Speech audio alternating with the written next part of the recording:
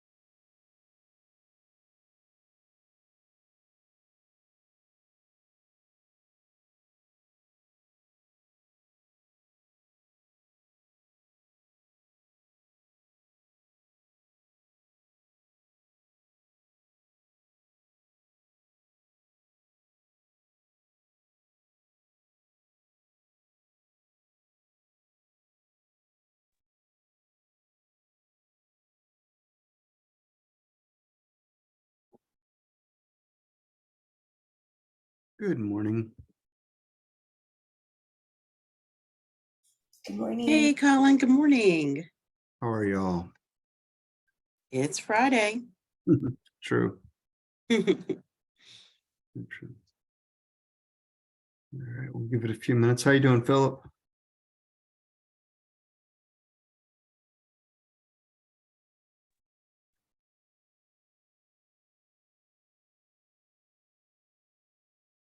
I'm sorry. I'm okay. How are you doing? Doing well, thank you, sir. Appreciate you doing this training for us. Well, Part two. actually, I'm gonna I'm just trying to get her logged on. I'm gonna let a colleague of mine do the training. Okay. Yeah. She's also with the Human Relations Division. Fantastic. I'm having problems signing into Zoom. It's not taking my work email, so um It's not taking your work email? no, it says that it says I've used it like 2 days ago. Okay.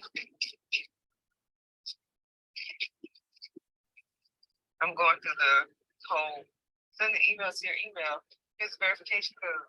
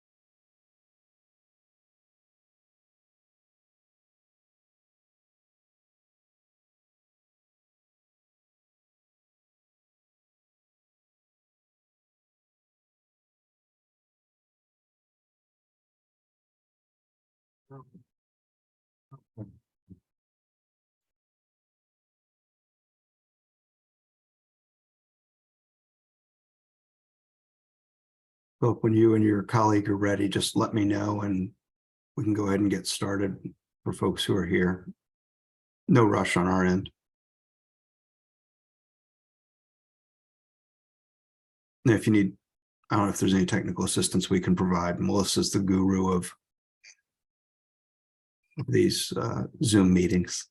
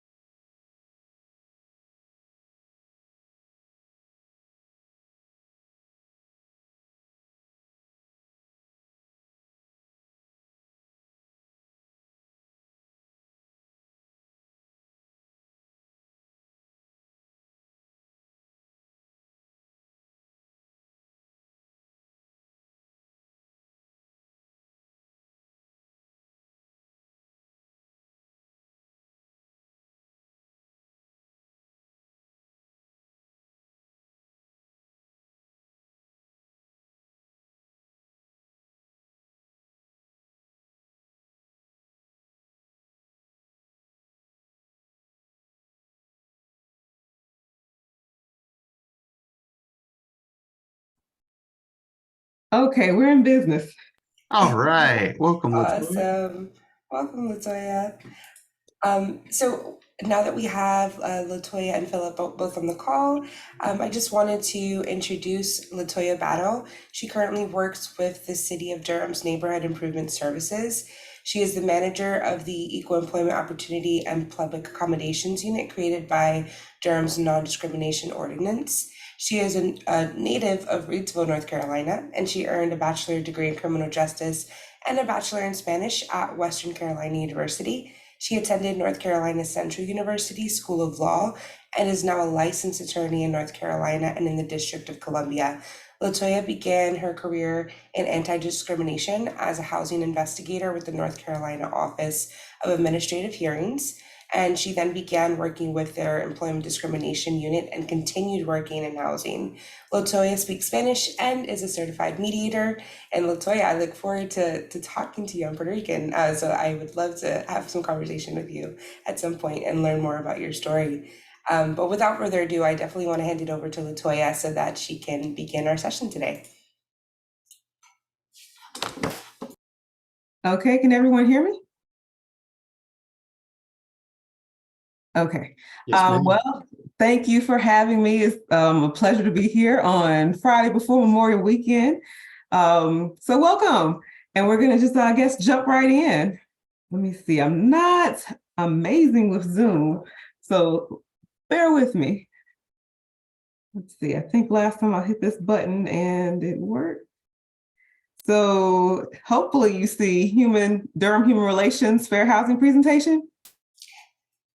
Try clicking the share screen button, and then once you click on that, it's going to give you some screen options to choose from, and then you can click on the presentation from there. Okay, let's see.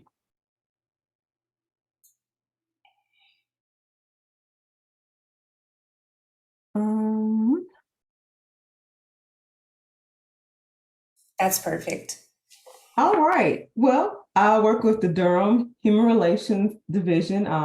This will be focusing on equal access and Violence Against Women Act for fair housing, or how as it relates to fair housing. I'm not the Human Relations Manager. I should have updated that. That's Philip. I am the manager of the Equal Employment Opportunity and Public Accommodations Unit. So my focus is employment discrimination complaints and discrimination complaints involving public places. The next slide is, okay, so the equal access rule.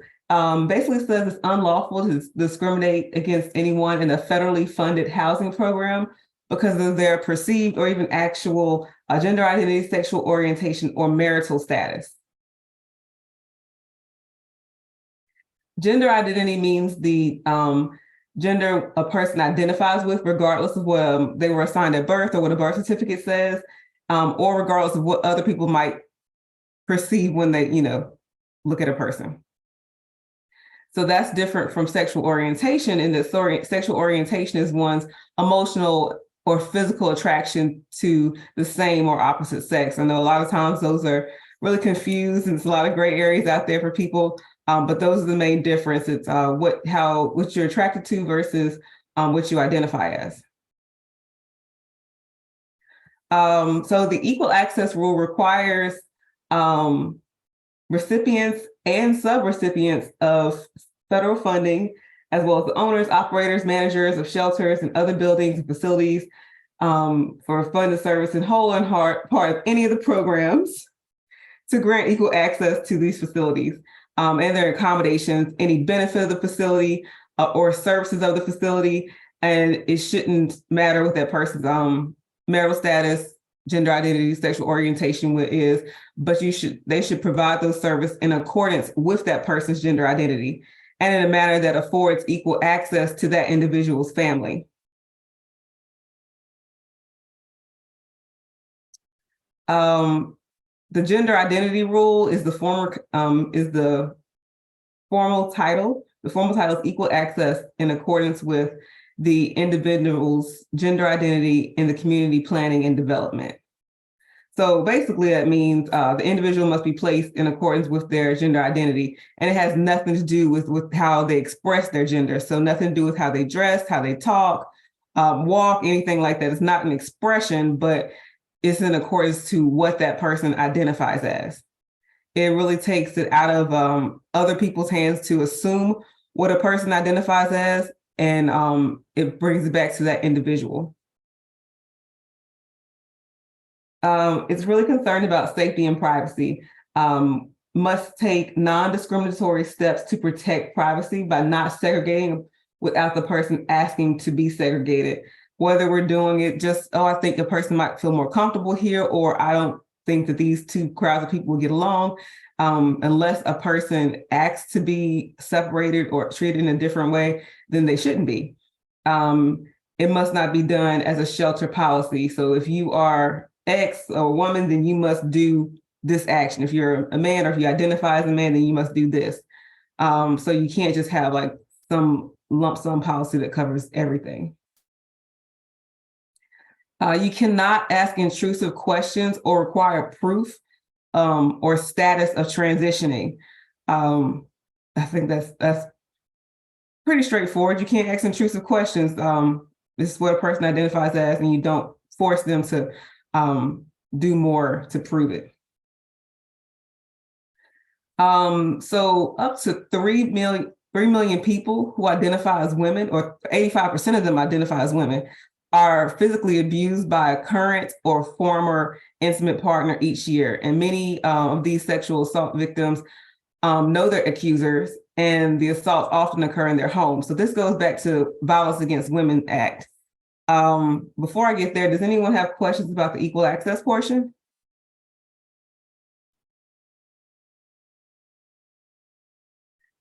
Seeing none, I feel like I'm going a lot faster than I should. I'll talk a little slower. So the Violence Against Women Act is just that it protects victims of domestic violence. So like I said a couple seconds ago, up to 3 million people annually are physically abused by a former or current intimate partner each year. So about 85% of those identify as women, and they usually know their attackers, and the assaults often occur in their homes. So the Violence Against Women Act really relates to housing and protecting those victims. So a significant cause of homelessness in women results when landlords find out that that person is a victim of domestic violence, or they leave their home to escape their abuser, and then they're evicted from their home.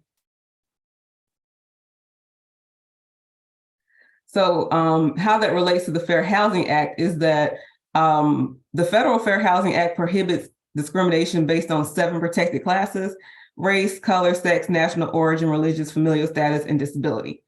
And the city of Durham went ahead and added 4 more protected classes. So the city of Durham's non-discrimination ordinance also covers sexual orientation, gender identity, military status, and protected hairstyles.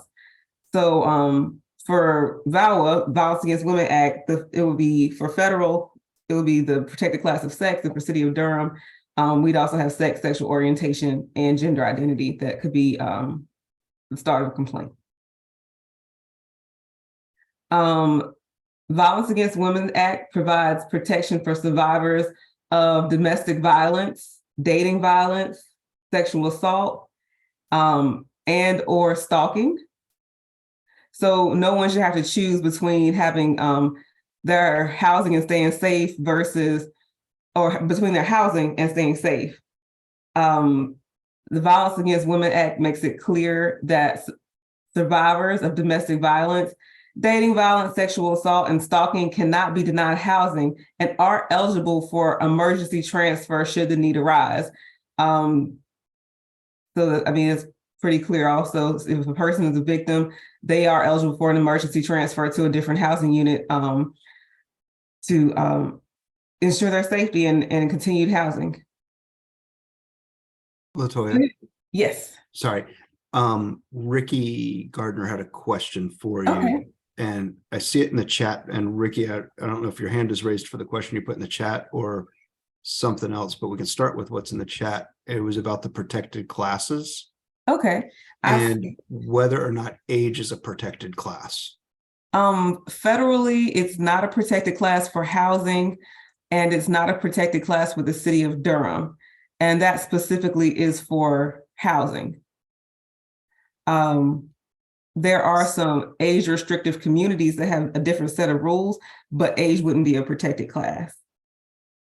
Interesting. Thank you. Any other questions? Feel free to stop me along the way and I'll try to keep a better watch on the chat. No worries. Thank you. Some examples of housing discrimination due to domestic violence. A landlord or public housing authority tries to evict women when they learn she is a victim of domestic violence. Or after learning that a woman is a victim of domestic violence, a landlord might apply new rules to her that are not applicable to other tenants. So for example, let's say the lease says if you have 3 noise violations or lease violations of a certain class, then you're evicted. And then this woman or person has multiple police calls based on a stalker coming. So a stalker comes, she has a restraining order against this person, and they keep coming to her dwelling. So she calls the police. The apartment complex gets sick of, the police coming by, it's creating disturbance, making, the property feel like it's unsafe because you see the police there a lot. So they go to this person and say, well, your next violation, I know you haven't had any, but your next violation, you're evicted. That would be a violation of the VAWA and the Fair Housing Act, and they could file a complaint with us based on those 2 acts. Because this person's calling the police and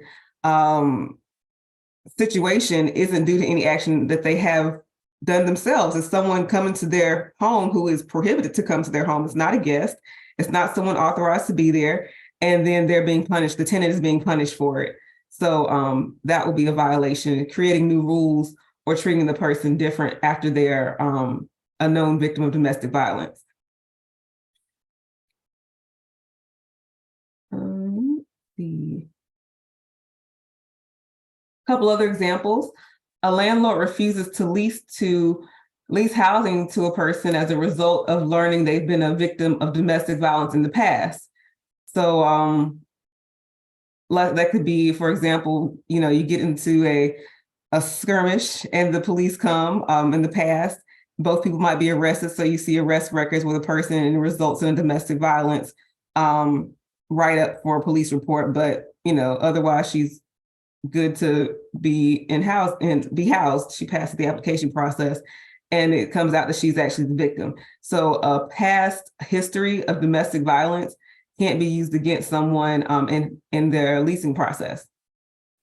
Another example will be a public housing authority discovers a person that has called the police to her home to protect herself from domestic violence and then terminates a housing voucher as a result. So the same kind of situation, except instead of it being a private landlord, this is a public housing authority. Either way, you can't terminate a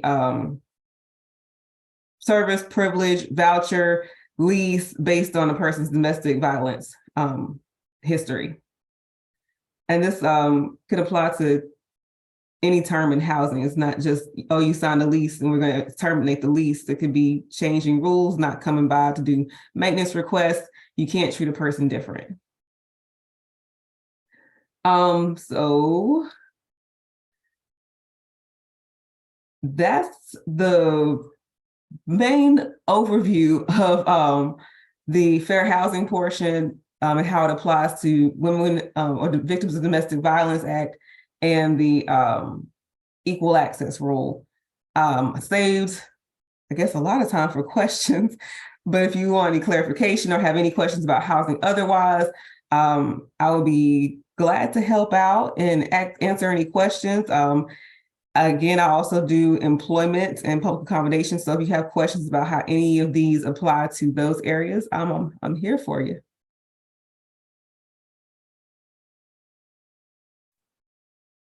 We'll open it up to questions. I've got at least one question. I'm still stuck on the age not being a protected class thing, because it just seems like you shouldn't be able to say, no, you're too old. I don't want you to live here. Like, that can't be a thing. But if it isn't protected, I guess it isn't protected. Well, sometimes it can come under disability, because if a person is more advanced in years, they might have physical limitations or sometimes mental limitations that could affect their housing. So they might say, well, I have this disability and my application was denied. So a lot of times those age complaints can come under a different classification of protected people. What about age on the other side? Like an 18 to 21-year-old who's out on their own and being denied housing because they're young, because Yeah, that's a good one. you know, the stereotype of, oh, these are college kids, you know, they're young and gonna be raucous parties at their house all the time. That is a great question. We do get complaints about things like that. It wouldn't be considered age. It could be considered familial status, though. So if you say only welcome to all empty nesters, you're implying you don't want those young rowdy college kids here. Mhm. Or if you're saying putting a limit on how many children can stay in a place, or sometimes how many people can stay in a place. So let's do an example that kind of comes up is, let's say you have 5 people trying to rent a 2-bedroom apartment, and the landlord says, well, that's a little much there. 5 people, a 2-bedroom apartment, would that be a violation for their application to be denied? Well, HUD typically says 2 people per room, but a living room can be a bedroom all day. Exactly. 2 heartbeats per room plus 1. You got it right on the head. So I'll give you another question then. How about if you say, well, 2 people living here pay a certain amount for rent and security deposit, but once you hit 3 people, we're going to have to add on because, you know, y'all use more stuff. Would that be fair? Or would it be a violation? Is anything else about the unit changing? Like, are the No. amenities different, or No, do they get another bedroom? no. Then no. That would be familiar status, correct?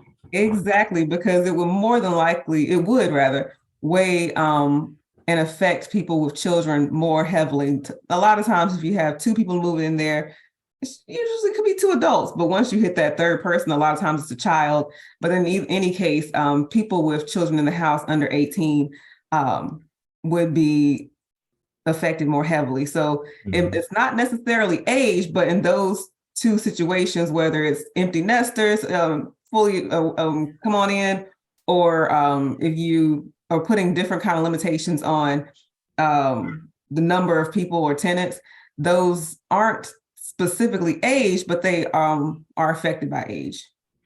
Does that help? So for restricted housing, where you have restricted housing, like you have senior housing, that's restricted for people who are just seniors.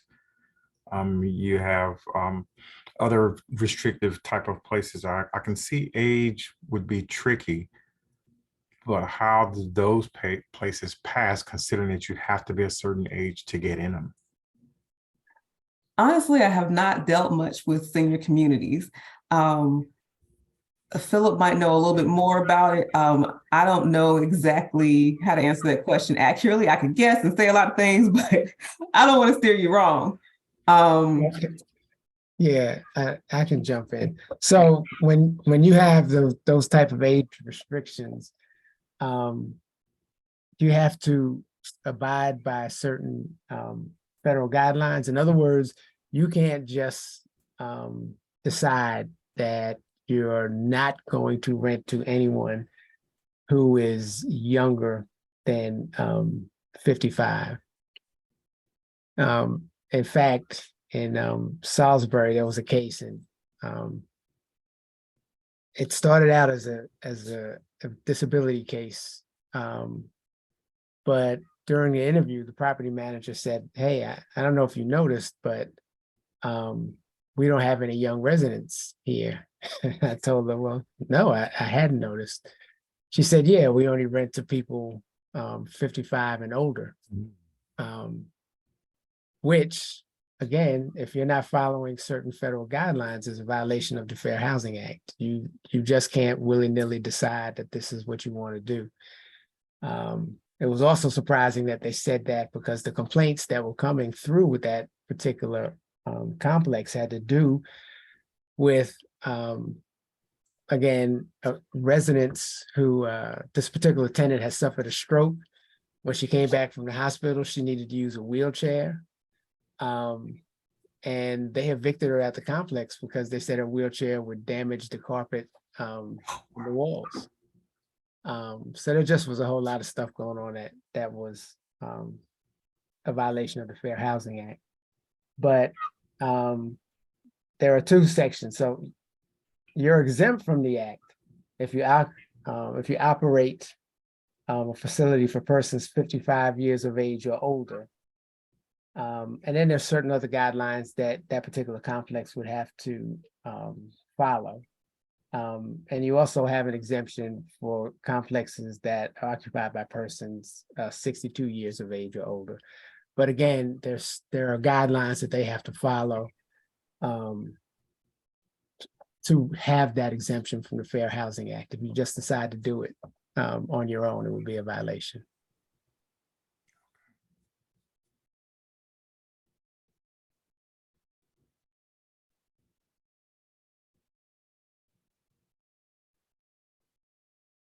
Question on VAWA relocation. Is there a time limit in which, if somebody's experiencing domestic violence, that you would have to move them to a new unit? Or is it kind of as quickly as possible, but you can't necessarily wait until a lease expires? To my understanding, HUD doesn't give a specific timeline. I know they consider what's reasonable. So if you're waiting 3 months after a request has been made, that's usually not reasonable, versus hey, someone's moving out in 2 weeks. So it's kind of weighed case by case, but reasonable versus unreasonable. Philip, is that correct for you too? Yeah. 3 months would be too long. So if someone makes a request, it should be handled as quickly as possible.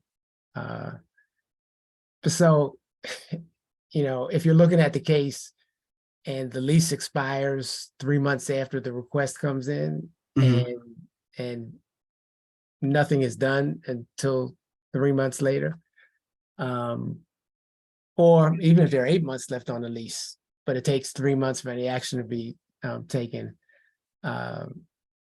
I'm going to say that no, that would not be in line with the Fair Housing Act. especially after a request is made, the individual comes back and say, hey, I have someplace. But the holdup is they're not getting released from their current lease agreement.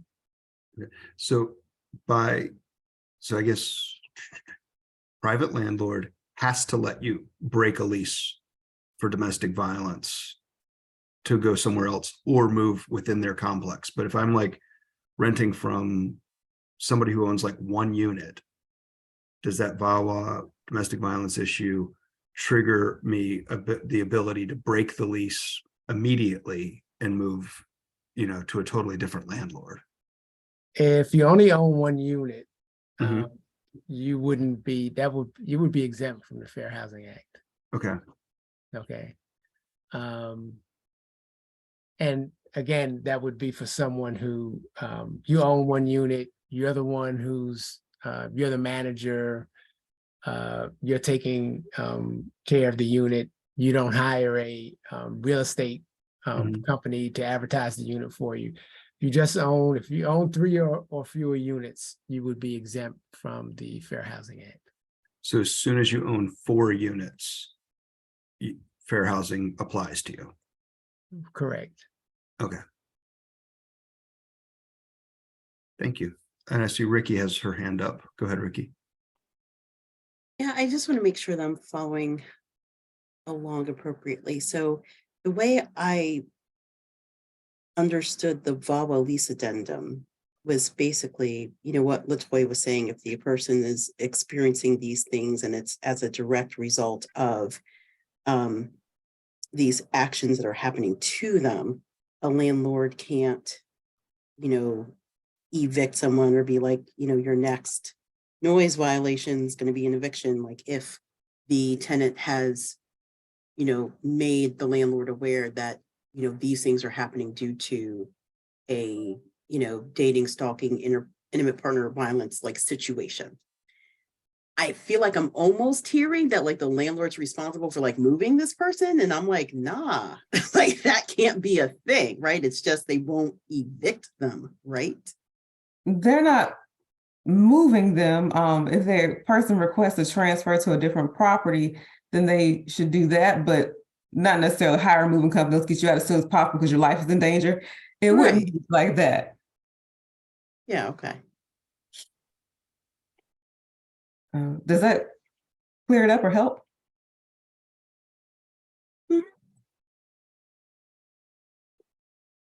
Okay. Any other questions? I think my question would kind of be along the lines of what Ricky was saying. If the landlord has, say 10 properties and this occurs and the person asks to move, but the landlord doesn't have any other properties, he's fully leased up, what obligation would he have at that point to find her someone else if he doesn't have a place for her to go? Or he or she to go? It's my understanding they wouldn't have to find them a place, but they might be able to let them out of the lease. So the person is free to go elsewhere. Philip, did you want to add anything to that? Sure. So the basic premise is you don't want to penalize the person for having to break the lease early. So I know in some lease contracts or maybe in all lease agreements, if somebody breaks the lease early, then they get charged 2 or 3 months rent. They can go, but they're still going to be held responsible for 2 or 3 months additional rent. The idea is that you're not penalizing the individual for having to leave and move to another unit, based on being a victim of domestic violence. So does that answer your question? Yes, so that would mitigate the penalties that would be associated with breaking the lease. Correct. Okay. Would you have to demonstrate that you've trying to think how to phrase this? Can you essentially self-certify you have a domestic violence issue, or is this something landlords can say, oh, bring me a police report? And if not everybody feels comfortable going to the police for these types of instances. So where's that fine line of what's required, or what is a landlord allowed to ask or not ask for? I can only speak to, I had a situation similar with a case out of DC, not related to this job, but statutorily, they did have some requirements.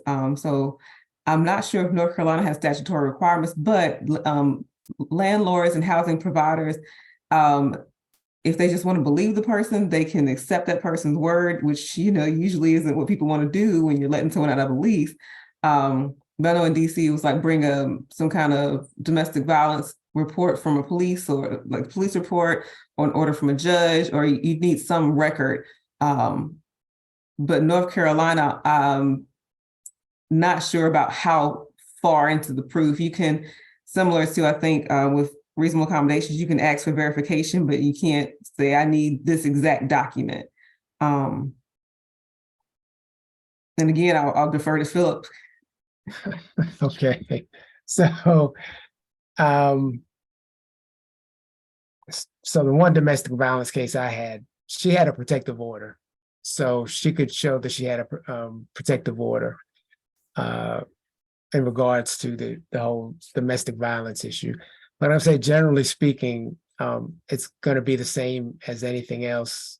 Some sort of documentation always is going to go far to show that you're a victim of domestic violence. So it could be a police report, it could be a protective order.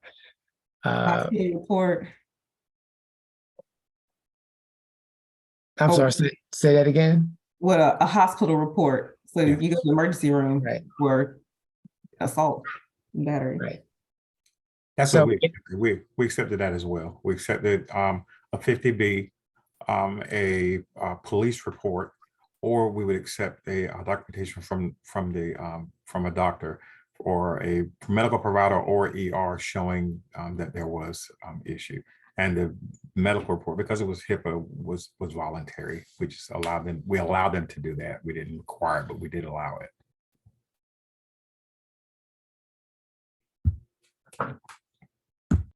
Sounds great. Sounds like y'all kind of got a good grasp on it. Okay, so I see in the chat there's a question about discussing reasonable accommodations for tenants with disabilities. Yeah, you're going to ask a question about that. I mean, is there anything specific that you're interested in? Yeah, I didn't know if this presentation was solely just, we're going to talk about equal access and we're going to talk about BABA and that's it. Or, do we have an opportunity to talk about reasonable accommodations for people with disabilities? Like if, they moved into the unit and they were fine, but now, they're stating they have a disability. What are the limitations that a landlord may have regarding like requiring, proof, for lack of a better word,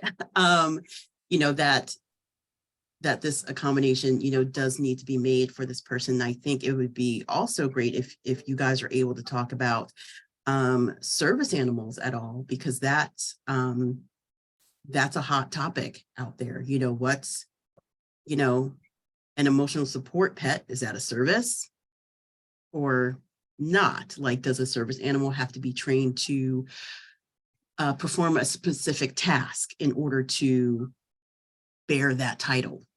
Or is it just, no, I need this dog, so I have to have it and you have to let me have it? Oh, Yeah, we okay. can get into both of those. Did you want to take it, Philip, or? Oh, no, you either one of us. Go ahead. I'll try this one. And feel free to jump in, or with questions, or Philip, if you want to jump in and add something, feel free. So, Ricky, I think your first question was about a person with a disability after their lease has begun. That happens. I mean, people have accidents, life situations change. Sometimes they just don't report it when they first move in. It's your health is a very private thing that some people try to avoid disclosing whenever possible until it becomes necessary. But in any occasion, when a person does request a reasonable accommodation, it must be directly related to their disability. So whatever they're asking for has to directly relieve whatever their disability is or the symptoms of it. As far as asking for proof, the landlord can ask for documentation and accept it from a medical provider, whether that's a caseworker. Some people have one-on-one people to help facilitate their daily activities, whether it's a doctor, nurse, and your traditional healthcare people, but it could be any kind of healthcare provider familiar with their situation. So not someone they met on the internet for one day, they talk for 15 minutes, and they've been completely diagnosed with something physical. So that you can ask for medical or documentation. If it's something visible, like a person says, hey, I have a mobility issue, and they clearly are missing a leg, you do not need to ask for medical documentation or any documentation. It's visual, you can see what their issue is. So for things like that, you would not ask for additional documentation. Before I go on to your second question with support animals, did you have any questions about asking for documentation or proof? No, I think you hit it on the head for me of like, if something is, obvious, Yeah. You're not gonna be like, prove it. Yeah. But if something is, less obvious, and, a landlord would be, I guess, within their rights. And I guess, erring on the side of privacy, like just the information that they would need to be like, okay, I can make this accommodation. And if it's like a mobility issue, it could be as simple as, okay, you were on the second floor, this building doesn't have an elevator. The next time I have a first floor unit available, we'll move you downstairs. Like, yes, trying to do that as opposed to be like, we're going to install an elevator in this building. Like, that's not going to happen. Yeah, so for that, a landlord, it wouldn't be considered reasonable, I say, if it changes the nature of the business, or it's undue hardship, financial and administrative hardship to the housing provider. So if it's oh, I have a mobility disability, can you wash my clothes? That's you're changing everything we do here. Versus I'm a housing provider, but I mean, the tenant can't get to the trash cans. Can you just grab a bag of trash? That's different and has some things. So and also if the accommodation requested will create an undue burden financially and administratively to the housing provider, then they don't have to provide that accommodation. Or modification. So let's say the elevator thing, you have $2,000 left in your budget. And so that's just enough to get you through your last month of the fiscal year. And then someone says, I need an elevator now. Well, the tenants will pay for modifications unless it's a federally subsidized housing. The tenant, that burden will go on the tenant. So if that tenant wants to pay for an elevator for the housing provider, that's great. And also the housing provider can go ahead and just make the modification or accommodation, even if it is a slight burden. That's on their discretion, but they wouldn't have to. So basically, it needs to be directly related to the accommodation requested. It needs to be directly related to alleviating a person's disability symptoms. If it's an undue financial and administrative burden, then it doesn't need to be granted, or if it changes the nature of the business, it would need to be granted. So those are clear as mud, I'm sure. But does any questions on it? And also when we come to visible and non-visible disabilities, it's important to remember that we don't assume. I had a case where there was a veteran, he said, well, I have mobility disability. I have a mobility issue. And the housing provider was like, I see you mowing your yard every week. I know you're sweating in the sun. You're fine. But his issue was the effort it took to go upstairs. He couldn't push himself to that next step. So he had asked for a ground floor unit and they denied it. So you can't assume just because I see what you can do here you can do everything. I know your disability and your health records because I've visually seen it. We leave those kind of determinations to medical professionals. So yeah, and the other part of your question was on service animals and emotional support animals. For housing, important thing to remember is that service animals and emotional support animals are not pets. Once I hear the word pet, I kind of cringe, like, oh, it's not.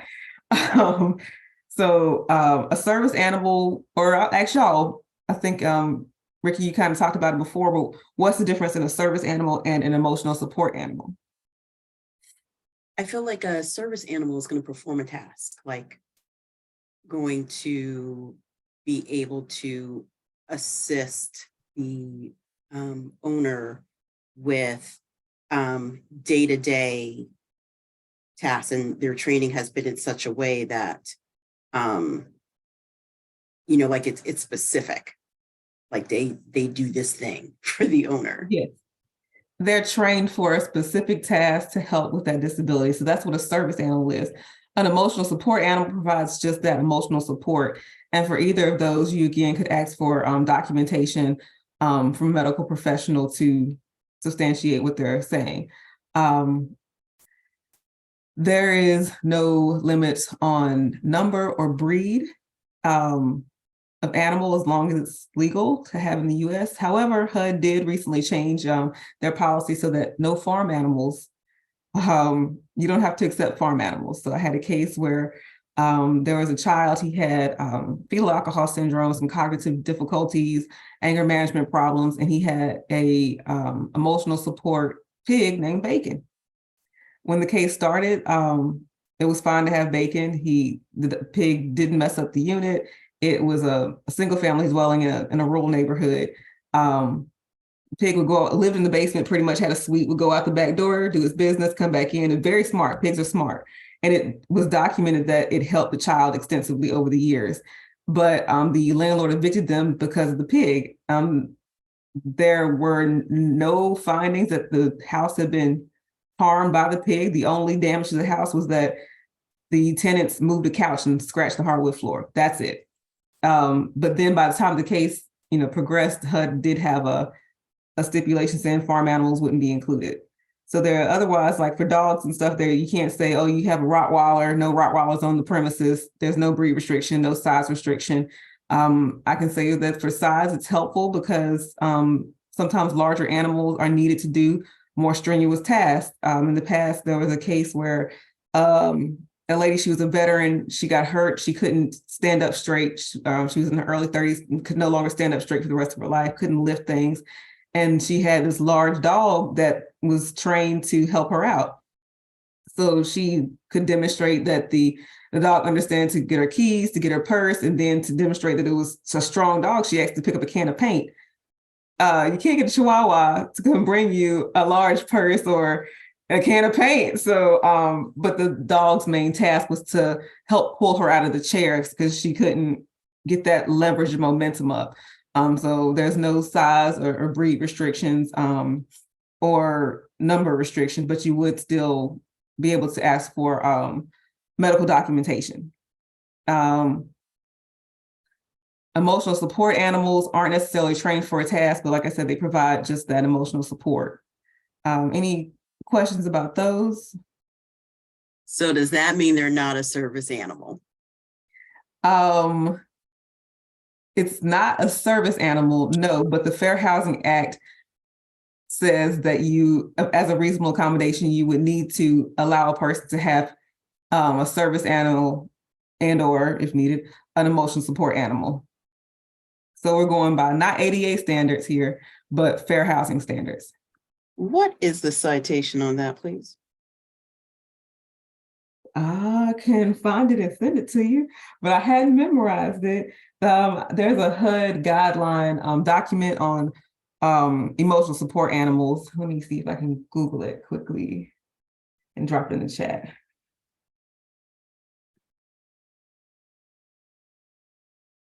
I think it was from 2017. HUD assistance animals.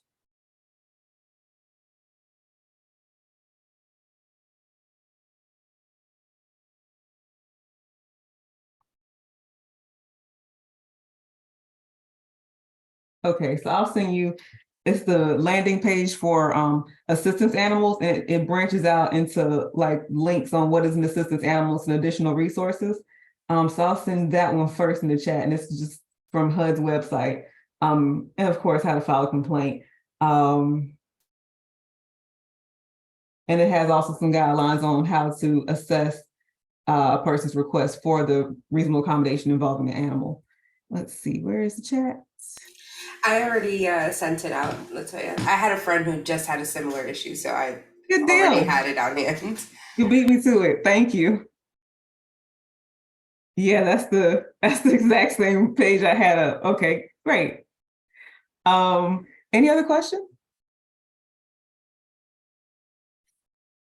Well, I'll add that service animals specifically, you have your traditional dogs, but they can also be white-faced monkeys, opposable thumbs. You can do a lot more than paws, and miniature horses. A miniature horse typically grows to the size of a very large dog, but they have some additional benefits of course, they're smart. They can be potty trained, but the average life or service abilities for a dog would only be up to 8 to 10 years, but for a horse, about 20 years. They have a longer kind of usable time frame. But that makes sense. Have any questions on that?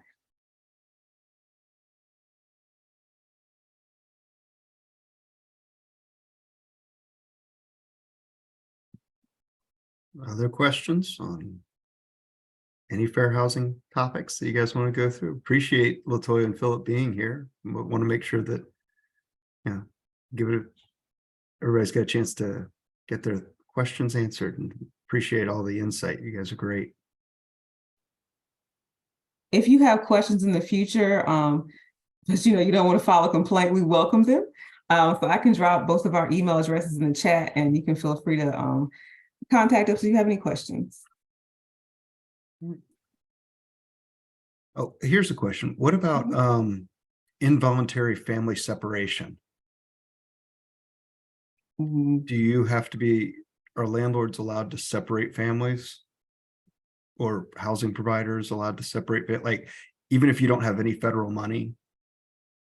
What do you mean separate? You mean say, I need some help with this Sort one. of, all right, a family, mom, dad, kids come together. It's like, oh, dad, you're going to a different place. Mom and kids are staying in another location. No, I can't do that. Nobody is allowed to do that.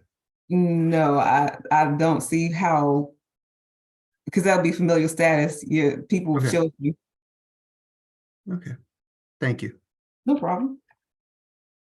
Any others? We're here for them.